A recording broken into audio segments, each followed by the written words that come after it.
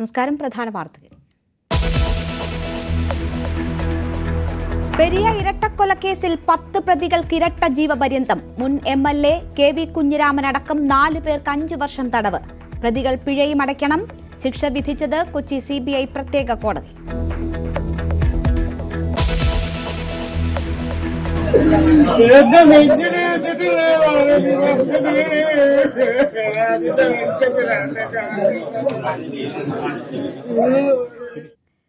വിധിയിൽ തൃപ്തിയില്ലെന്ന് ശരത് ലാലിന്റെയും കൃപേഷിന്റെയും കുടുംബങ്ങൾ.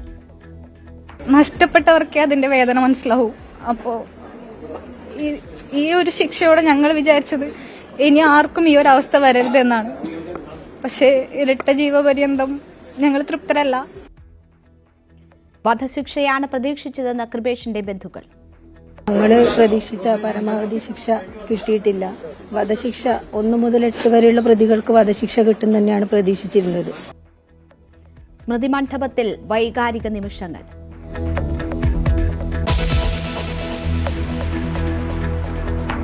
സർക്കാരിനും CPM-നുമെതിരായ വിധിയെന്ന് കോൺഗ്രസ്. പ്രതികളെ രക്ഷിക്കാനുള്ള സർക്കാർ ശ്രമം പരാജയപ്പെട്ടെന്ന് KC വേണുഗോപാൽ. CPM-ന്റെ കൊലപാതക രാഷ്ട്രീയത്തിനേറ്റ തിരിച്ചടിയെന്ന് VD സതീശൻ. വധശിക്ഷ പ്രതീക്ഷിച്ചിരുന്നുവെന്ന് രാജ്മോഹൻ ഉണ്ണിത്താൻ.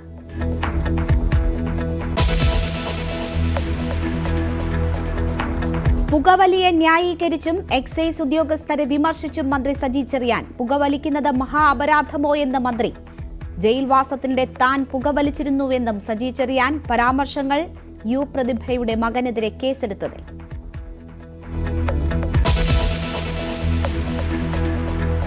ഷർട്ടിട്ട തൊഴിൽ വിവാദത്തിൽ സ്വാമി സച്ചിദാനന്ദയ്ക്കെതിരെ വെള്ളാപ്പള്ളി നടേശൻ. സ്വാമിയുടേത് പ്രമാണിയാകാനുള്ള ശ്രമമെന്ന് വെള്ളാപ്പള്ളി. NSSനെ പിന്തുണച്ച് രമേശ് ചെന്നിത്തല. കാലത്തിനനുസരിച്ച് മാറ്റം വേണമെന്ന് Devaswom board president PS Prasad.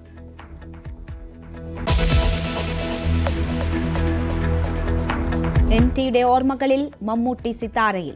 ആശ്വാസം പകർന്നും ഓർമ്മകൾ പങ്കിട്ടും താരം.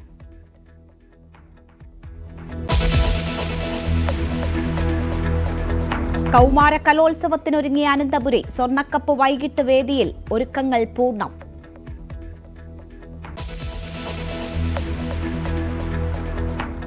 വാർത്തയിലേക്ക് വിശദമായി. പെരിയ ഇരട്ടക്കൊലപാതക കേസിൽ 10 പ്രതികൾക്ക് ഇരട്ട ജീവപര്യന്തവും 2 ലക്ഷം രൂപ പിഴയും ശിക്ഷ. 1 മുതൽ 8 വരെയുള്ള പ്രതികൾക്കും 10-15 പ്രതികൾക്കുമാണ് ഇരട്ട ജീവപര്യന്തം CBI കോടതി വിധിച്ചത്. മുൻ MLA കുഞ്ഞിരാമൻ അടക്കം മറ്റു പ്രതികൾക്ക് 5 വർഷം തടവും കോടതി ശിക്ഷിച്ചു. വിധിയിൽ തൃപ്തരല്ലെന്ന് കുടുംബം പ്രതികരിച്ചു. 10 പ്രതികൾക്ക് ഇരട്ട ജീവപര്യന്തവും 2 ലക്ഷം രൂപ പിഴയുമാണ് കോടതി വിധിച്ചത്. 1 മുതൽ 8 വരെയുള്ള പ്രതികളും 10-15 പ്രതികളുമാണ് ഇരട്ട ജീവപര്യന്തം അനുഭവിക്കേണ്ടത്. മുൻ MLA KV Kunhiraman, CPM Uduma area secretary K മണികണ്ഠനടക്കം മറ്റ് 4 പ്രതികൾക്ക് 5 വർഷം തടവും 10,000 രൂപ പിഴയും ശിക്ഷിച്ചു. കൊച്ചിയിലെ പ്രത്യേക CBI കോടതിയുടേതാണ് വിധി. സ്വാഗതം ചെയ്യുന്നു. ഇത് തന്നെയാണ് ഏറ്റവും മാക്സിമം പണിഷ്മെന്റ് കിട്ടാൻ പറ്റുന്നത്. വധശിക്ഷയാണ് പ്രതീക്ഷിച്ചിരുന്നതെന്നും കോടതി വിധിക്കെതിരെ അപ്പീൽ പോകുമെന്നുമാണ് കുടുംബത്തിന്റെ നിലപാട്. പരമാവധി ശിക്ഷ വധശിക്ഷയാണ് ശ്രമിച്ചിരുന്നത്. വധശിക്ഷ കിട്ടിയില്ല. പക്ഷേ ഈ വിധിക്ക് സന്തോഷമാണ്. ശിക്ഷ കുറഞ്ഞു പോയി എന്നാണ് പറയാനുള്ളത്. ഇനിയിപ്പോൾ ഒരു 6 വർഷം കഴിഞ്ഞ നാട്ടിൽ വന്നാൽ വീണ്ടും അവർ ഇത് ആവർത്തിക്കും. ഞങ്ങൾ തൃപ്തരല്ല. കാരണം ഞങ്ങൾക്ക് ഞങ്ങളുടെ ഏട്ടന്മാര് നഷ്ടപ്പെട്ടു.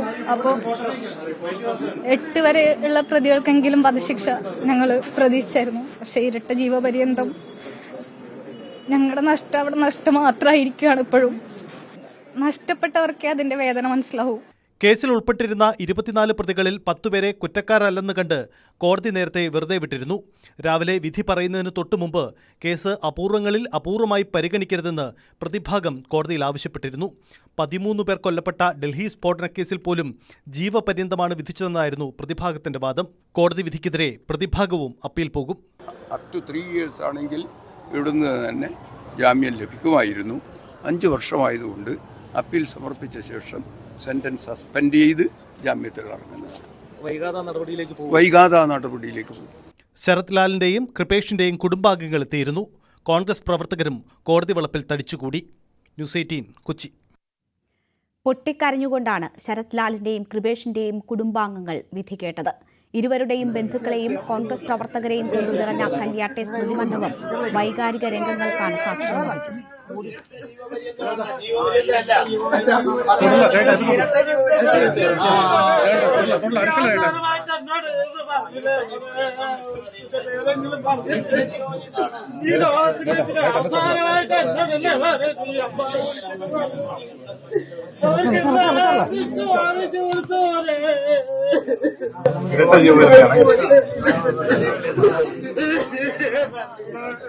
ഇരട്ട ജീവപര്യന്തം.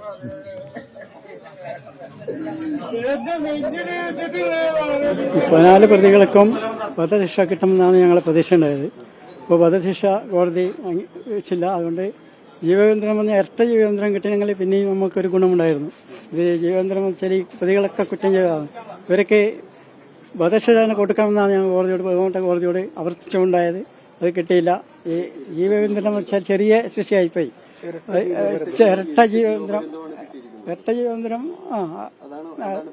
അത് വെച്ചാൽ കുറച്ച് കൂടിയതാണ്. അതിൽ നമുക്ക് സന്തോഷമുണ്ട്. ബഹുമാനപ്പെട്ട കോടതിയോട് പരമാവധി ശിക്ഷ എന്ന് വെച്ചാൽ വധശിക്ഷയാണ് നമ്മൾ ശ്രമിച്ചിരുന്നത്. വധശിക്ഷ കിട്ടിയില്ല.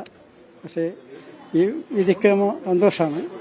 വധശിക്ഷ 1 മുതൽ 8 വരെയുള്ള പ്രതികൾക്ക് വധശിക്ഷ കിട്ടും തന്നെയാണ് പ്രതീക്ഷിച്ചിരുന്നത്. ഇവർക്ക് ആ തരത്തിലുള്ള കുറ്റാണ് ചാർത്തിയിട്ടുണ്ടായിരുന്നത്. ഇപ്പോൾ ജീവപര്യന്തം എന്ന് പറഞ്ഞാൽ ഇപ്പോൾ 6 വർഷം അവർ കഴിഞ്ഞല്ലോ. 6 വർഷം കഴിഞ്ഞു. ഇനി ഒരു 6 വർഷം കഴിഞ്ഞാൽ അവർ തിരിച്ച് നാട്ടിലേക്കായിരിക്കും വരുന്നത്. അപ്പോൾ ശിക്ഷ കുറഞ്ഞു പോയി എന്നാണ് പറയാനുള്ളത്. ഇനിയിപ്പോൾ ഒരു 6 വർഷം കഴിഞ്ഞ് നാട്ടിൽ വന്നാൽ വീണ്ടും അവർ ഇത് ആവർത്തിക്കും. ഞങ്ങൾ തൃപ്തരല്ല. കാരണം ഞങ്ങൾക്ക് ഞങ്ങളുടെ ഏട്ടന്മാര് നഷ്ടപ്പെട്ടു. അപ്പോൾ 8 വരെ ഉള്ള പ്രതികൾക്കെങ്കിലും വധശിക്ഷ ഞങ്ങൾ പ്രതീക്ഷിച്ചായിരുന്നു. പക്ഷെ ഇരട്ട ജീവപര്യന്തം ഞങ്ങളുടെ നഷ്ടം അവിടെ നഷ്ടം മാത്രമായിരിക്കുകയാണ്. ഇപ്പോഴും നഷ്ടപ്പെട്ടവർക്കേ അതിന്റെ വേദന മനസ്സിലാവൂ. അപ്പോൾ ഈ ഒരു ശിക്ഷയോടെ ഞങ്ങൾ വിചാരിച്ചത് ഇനി ആർക്കും ഈ ഒരു അവസ്ഥ വരരുതെന്നാണ്. പക്ഷേ ഇരട്ട ജീവപര്യന്തം ഞങ്ങൾ തൃപ്തരല്ല.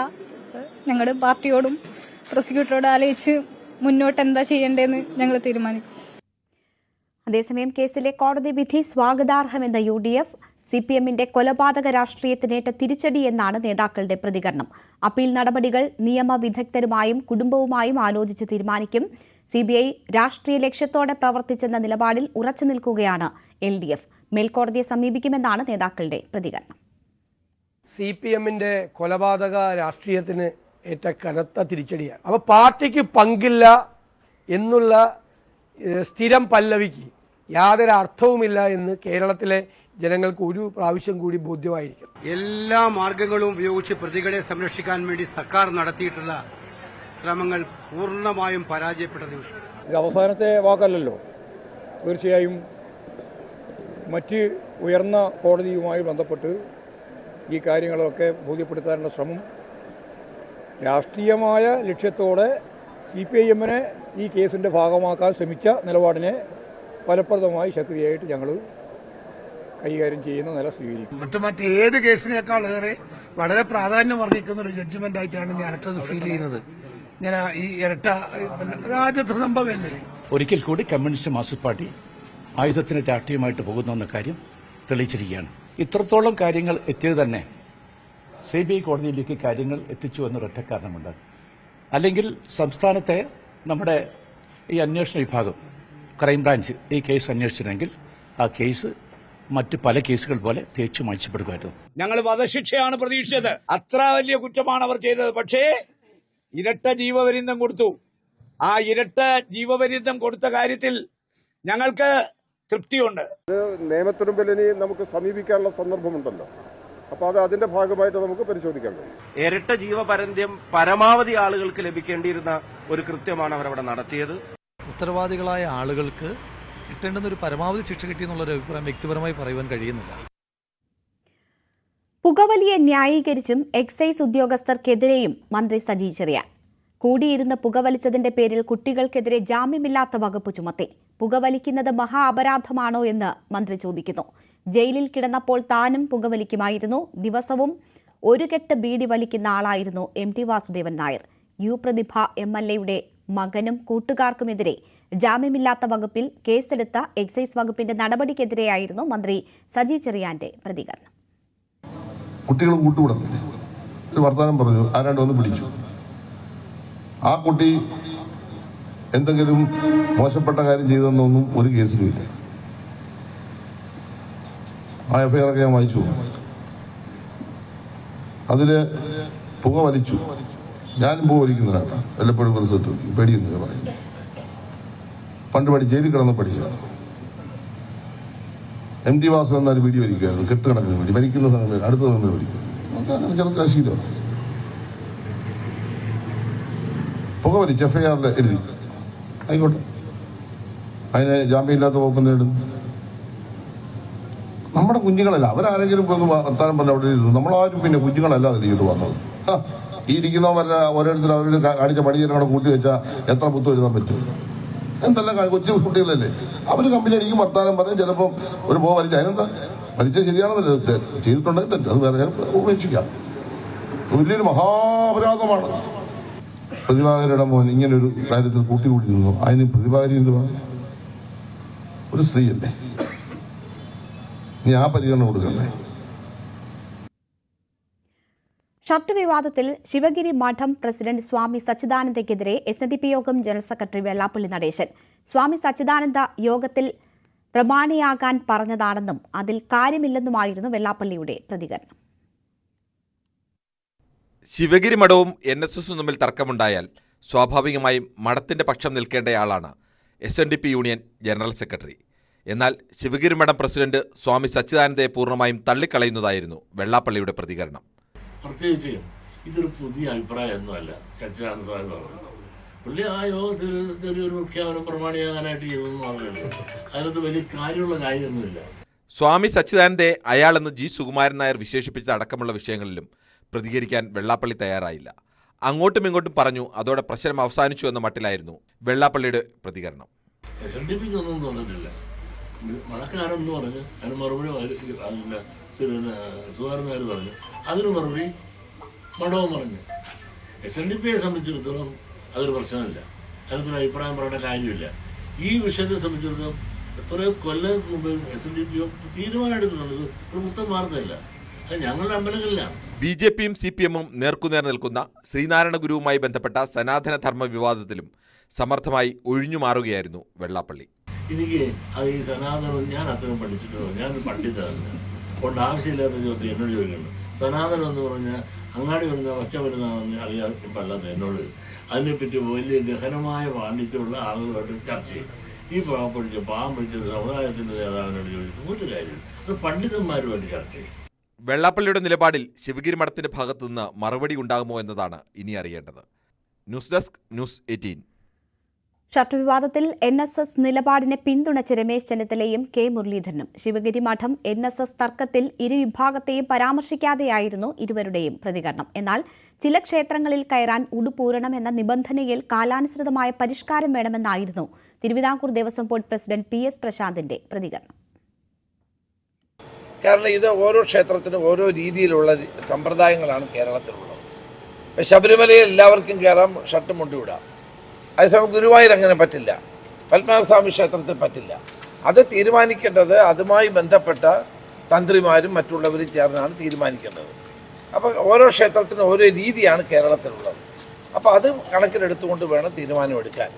അപ്പോൾ അത് ദേവസ്വം ബോർഡും മറ്റ് ബന്ധപ്പെട്ട തന്ത്രിയും മറ്റെല്ലാവരുമായി ആലോചിച്ചെടുക്കേണ്ട ഒരു തീരുമാനമാണെന്നാണ്. അദ്ദേഹം ഒന്ന് ആലോചിക്കാവുന്നതാണെന്ന് പറഞ്ഞപ്പോൾ നിഷ്കർഷിക്കുകയോ നിർദ്ദേശിക്കുകയോ നടപ്പിലാക്കണമെന്ന് ആവശ്യപ്പെടുകയോ ചെയ്തിട്ടില്ല. അപ്പോൾ സ്വാഭാവികമായും നൂറ്റാണ്ടുകൾ നിലനിൽക്കുന്ന ആചാരങ്ങളും അനുഷ്ഠാനങ്ങളും കാലഭേദങ്ങൾക്കനുസരിച്ച് പരിഷ്കരിക്കപ്പെടും. പക്ഷെ അത് ഒരു ആരോഗ്യപരമായ സംവേദനത്തിലൂടെയും ചർച്ചയിലൂടെയും ആയിരിക്കും.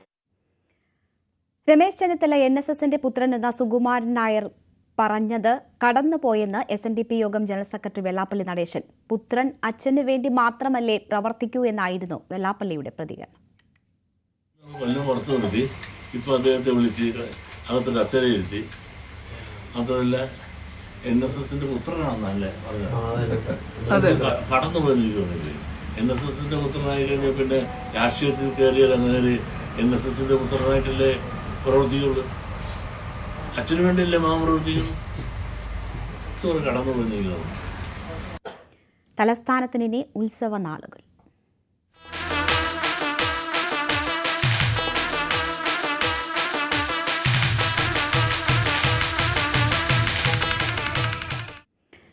സംസ്ഥാന സ്കൂൾ കലോത്സവത്തിനുള്ള ഒരുക്കങ്ങൾ അവസാന ഘട്ടത്തിലാണ്. മത്സരത്തിൽ പങ്കെടുക്കുന്ന കുട്ടികളുടെ കണ്ണൂർ, കോഴിക്കോട് ജില്ലകളിലെ ആദ്യ ബാച്ചിന് തമ്പാനൂർ റെയിൽവേ സ്റ്റേഷനിൽ സ്വീകരണം നൽകി. പ്രതിഭകളാണ് കലോത്സവത്തിൽ പങ്കെടുക്കുന്നത്. 12,000-ഓളം പ്രതിഭകളാണ് കലോത്സവത്തിൽ പങ്കെടുക്കുന്നത്. സ്വർണ്ണക്കപ്പ് രാവിലെ ജില്ലാ അതിർത്തിയായ തട്ടത്തുമലയിൽ സ്വീകരിച്ചു. വൈകിട്ടോടെ ഘോഷയാത്ര കലോത്സവ നഗരിയിൽ എത്തും. വിവരങ്ങളുമായി പ്രധാന വേദിയായ സെൻട്രൽ സ്റ്റേഡിയത്തിൽ നിന്ന് ഐഷത്തുൽ ഷംനയും ഒപ്പം അനുശ്രീയും ചേരുകയാണ്. ഐഷത്തുൽ, നാളെ ഈ സമയമൊക്കെ ആകുമ്പോൾ ഉത്സവ പ്രതീതിയായിരിക്കും. ഇപ്പോൾ തന്നെ അവിടെ വലിയ രീതിയിലുള്ള ഒരുക്കങ്ങൾ നമുക്ക് കാണാം. ആളുകൾ ഇപ്പോൾ തന്നെ അതിൻ്റെ ഒരുക്കങ്ങൾ എന്താണെന്ന് അറിയാൻ അവിടേക്ക് എത്തുന്നു. ഒപ്പം ആദ്യ ബാച്ച് എത്തി, അവർക്ക് വലിയ സ്വീകരണവും ലഭിച്ചു. എന്താണ് പ്രധാന വേദിയിൽ നിന്നും നൽകാൻ കഴിയുന്ന വിവരങ്ങൾ?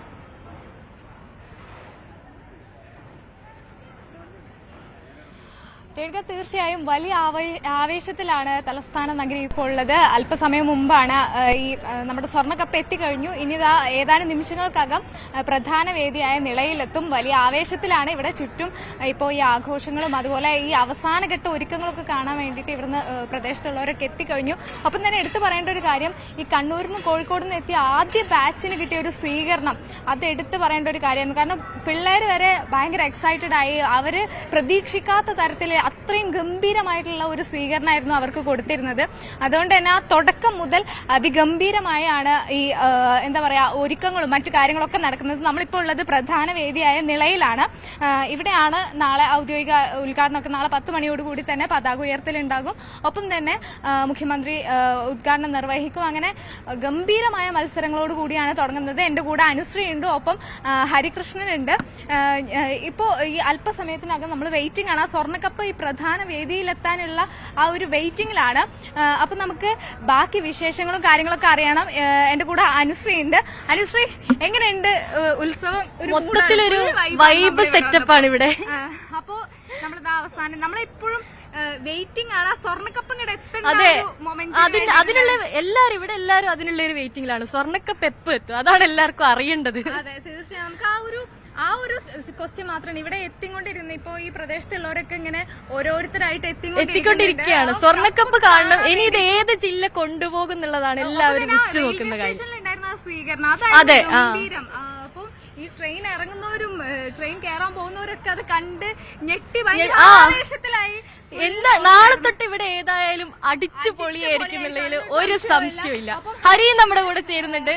ഹരി, നിനക്ക് എന്ത് തോന്നുന്നു? എന്താണ് ഇവിടുത്തെ ഒരു വൈബ്? അപ്പൊ എനിക്കെല്ലാം ഒരു സംശയം, നമ്മൾ ഇത്രയും ആവേശത്തിലൊക്കെ നിന്ന്, പക്ഷെ നാളെ റിസൾട്ട് വരുമ്പോ നമ്മൾ എങ്ങനെ ഈ പോയിന്റ്സ് ഒക്കെ കറക്റ്റ് അറിയാ എന്നുള്ള ഒരു കൺഫ്യൂഷൻ ഉണ്ട്. അല്ല, ഇത്തവണ അത് തന്നെയാണ് ഏറ്റവും പ്രധാനപ്പെട്ട കാര്യം. അതൊരു ഫലം അറിയാൻ വേണ്ടി ഒരു കലോത്സവ പോർട്ടൽ തന്നെ ഉണ്ട്. അപ്പൊ കൈറ്റ് ആപ്പിൽ ഉൾപ്പെടെ നമുക്കത് കിട്ടും. ആ ഒരു കലോത്സവ പോർട്ടലിൽ നമുക്ക് ഓരോ ഇഞ്ച് ബൈ ഇഞ്ച് ഓരോ പോയിന്റ്, കാരണം നമുക്ക് ഈ കലോത്സവം തുടങ്ങുന്ന സമയത്ത് ഉണ്ടാവുന്ന ഓരോ നിമിഷത്തെ പോയിന്റ് വ്യത്യാസങ്ങൾ, അത് ജില്ലകൾ തമ്മിലുള്ള തർക്കങ്ങൾ, വാശിയേറിയ പോരാട്ടങ്ങൾ, അതിനിടയിൽ പിള്ളേരുടെ മത്സരം, അവരുടെ ആവേശം. തന്നെ ഈ കണ്ണൂരും കോഴിക്കോടും തമ്മിൽ ആ ഒരു സംസാരം കപ്പ് വിട്ടുകൊടുക്കുന്ന പരിപാടിയില്ലല്ലോ. ജില്ലകൾ തമ്മിൽ അമ്മാതിരി മത്സരങ്ങളല്ലേ നടക്കാൻ പോകുന്നത്. അതാണ് ആവേശം. ആര് തമ്മിലാണ് കട്ട കോമ്പറ്റീഷൻ എന്നുള്ളത് നാളെയാണ് അറിയാൻ പോകുന്നത് പിള്ളേര്. പിന്നെ എടുത്തു പറയേണ്ട ഒരു കാര്യം, ഇത്തവണ ഈ ആരോഗ്യവകുപ്പിന്റെ കറക്റ്റ് ഒരു മെഡിക്കൽ സംവിധാനം സംഭവിച്ചു കഴിഞ്ഞാല് നമുക്കറിയാം ഒരു കലോത്സവത്തിൽ എത്രത്തോളം കുട്ടികൾ സ്ട്രഗിൾ ചെയ്യുന്നുണ്ട്. ഒരു കോമ്പറ്റീഷൻ കഴിഞ്ഞ് കഴിഞ്ഞാൽ സ്റ്റേജിന്റെ പിന്നിലേക്ക് പോയി കഴിഞ്ഞാൽ നമുക്ക് മനസ്സിലാവും എത്രത്തോളം പേർക്കായിരിക്കും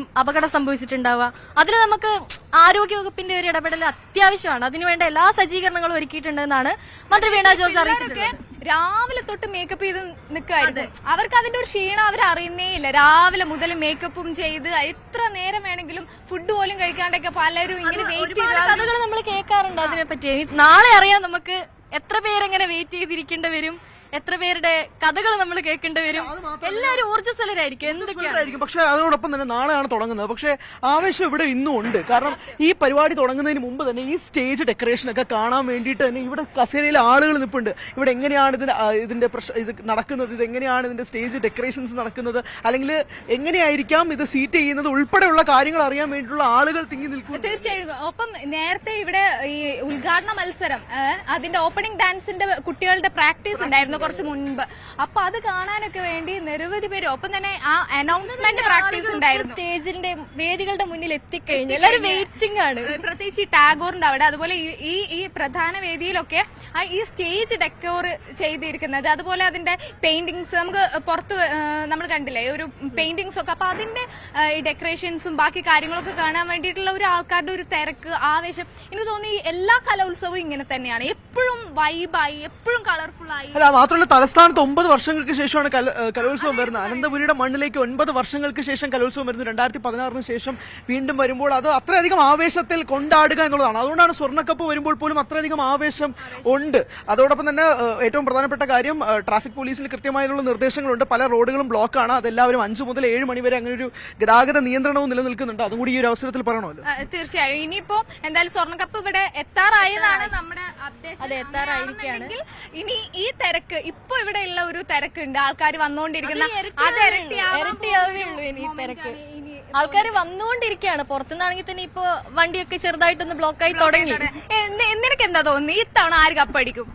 ഇത്തവണ മത്സരം കണ്ടറിയണം. ഞാൻ ഈ കമന്റ്സ് ഒക്കെ വായിച്ചപ്പോഴും ഓരോ ജില്ലക്കാരും തമ്മിൽ അടിയാണ്. ഇത്തവണ ഞങ്ങൾക്കാണ് കപ്പ്, അത് ഞങ്ങൾ വിട്ടുതരില്ല. പ്രത്യേകിച്ച് എപ്പോഴും ഈ അവസാന മൊമെന്റിൽ ഒരു ടെൻഷനാണ്, ഒരു പോയിന്റ് അങ്ങോട്ടോ ഇങ്ങോട്ടോ എന്നില്ല.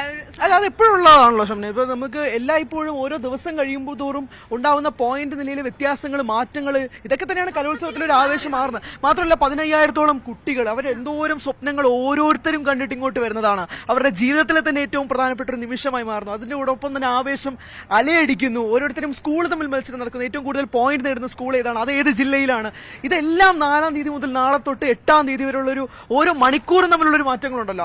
അതൊരു അന്നൊന്നര ആവേശമായിരിക്കും. ഇപ്രാവശ്യം അപ്പീലിന്റെ കാര്യത്തില് ഒരു പുതിയ തീരുമാനം. അതെ, അപ്പീലിനെ സംബന്ധിച്ചൊരു കാര്യമുണ്ട്. കാരണം എല്ലായ്പ്പോഴും കലോത്സവത്തിന് ഒരു കളങ്കം സൃഷ്ടിക്കുന്നത് അപ്പീലാണ്. വലിയ തുകയുള്ളവർ പോലും, അതായത് അപ്പീൽ നൽകി അങ്ങനെ ട്രോഫി അടിച്ചു മാറ്റുന്ന രീതിയിലേക്ക് കാര്യങ്ങൾ മാറുന്നുണ്ട് എന്നുള്ള സംശയങ്ങളൊക്കെ തന്നെ എപ്പോഴായിട്ടും ഉയരുന്നതാണ്. പലപ്പോഴും അർഹിച്ചവർക്ക് കിട്ടുന്നുണ്ടോ, ഈ ചോദ്യങ്ങളൊക്കെ എപ്പോഴും ഉയർന്നു നിൽക്കുന്നതാണ്. അപ്പോൾ ഇത്തവണ അപ്പീലിൽ ഒരു മാറ്റം ഉണ്ട് എന്നുള്ളതാണ് മനസ്സിലാക്കുന്നത്. അപ്പീലിലേക്ക് കാര്യങ്ങൾ കടക്കുമോ, അല്ലെങ്കിൽ തന്നെ ഇനി അത് ഉണ്ടാവാൻ തുടങ്ങിയാണെങ്കിൽ അതിനുള്ള വാദപ്രതിവാദങ്ങൾ ഉന്നയിക്കുമോ തുടങ്ങി നിരവധി ചോദ്യങ്ങളൊക്കെ നിലനിൽക്കുകയാണ്. പക്ഷെ കലോത്സവം ഉണ്ടെങ്കിൽ അപ്പീലുകൾ ഉണ്ടായിരിക്കും. അതെല്ലാം ഇപ്പോഴുള്ള കാര്യങ്ങൾ തന്നെയാണ്, അത് മസ്റ്റാണ്.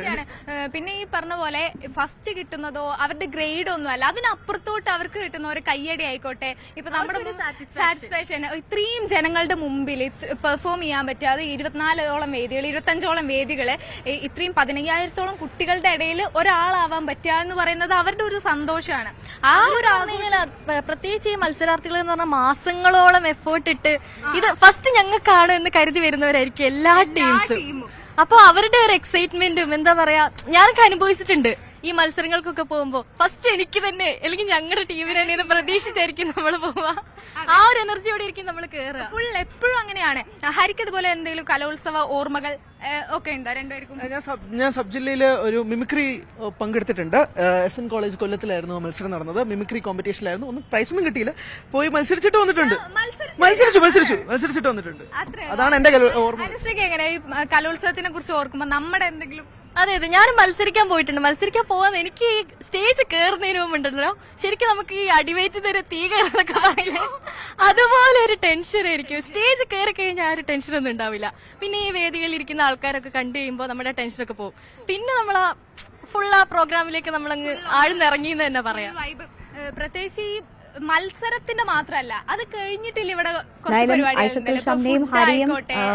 അനുശ്രീയും ഒക്കെയാണ് നാളെ വേദികളിൽ മത്സരങ്ങൾ തുടങ്ങുമ്പോൾ അവിടെ നിന്ന് അപ്പോൾ വിവരം പ്രേക്ഷകരിലേക്ക് എത്തിക്കുക. നമുക്ക് ചില റിപ്പോർട്ടുകളിലേക്ക് കൂടി പോകണം.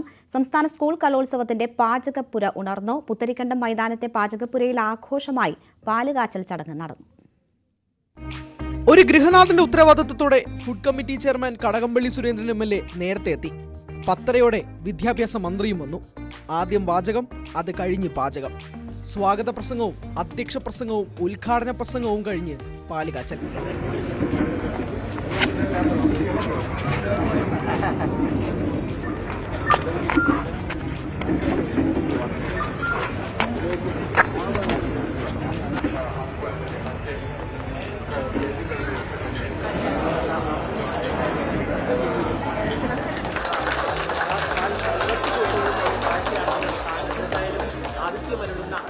പ്രമേഹം പേടിയുള്ളവരെ പോലും പ്രലോഭിപ്പിക്കുന്ന പഴയിടം സ്പെഷ്യൽ പായസം കുടിക്കാൻ വൻ തിരക്ക്.